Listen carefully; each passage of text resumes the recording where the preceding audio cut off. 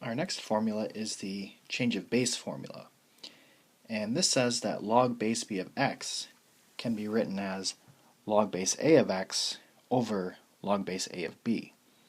So we're introducing a new base a here, and you'll see the note that the new base a can be anything, and we usually pick base 10 or base e because we're normally using the change of base formula to solve logarithms on our calculator. So we normally will just use the regular log or the ln. So like with the other properties and formulas, I want to prove it first.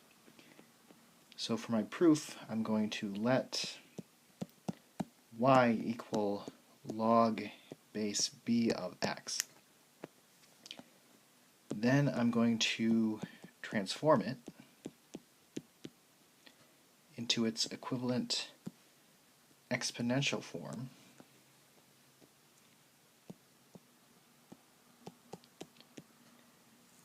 Then I want to take the log of both sides, and I'm going to take the log base a of both sides.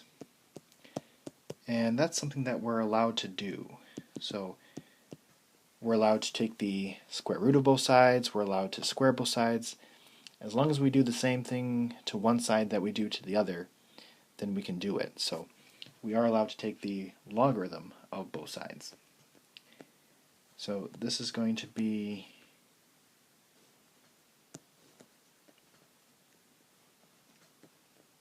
log base a of b to the y is equal to log base a of x. Next I want to use the power rule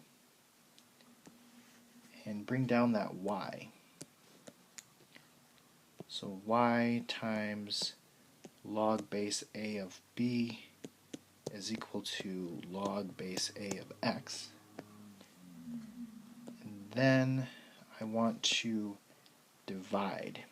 So I'm trying to get y by itself. So I'm going to divide both sides by this log base a of b. So y is equal to log base a of x over log base a of b. And we're almost done here because we have this part of the formula. We just need this. And to get that, we just need to replace y with what we originally declared it as. So I'm going to replace y.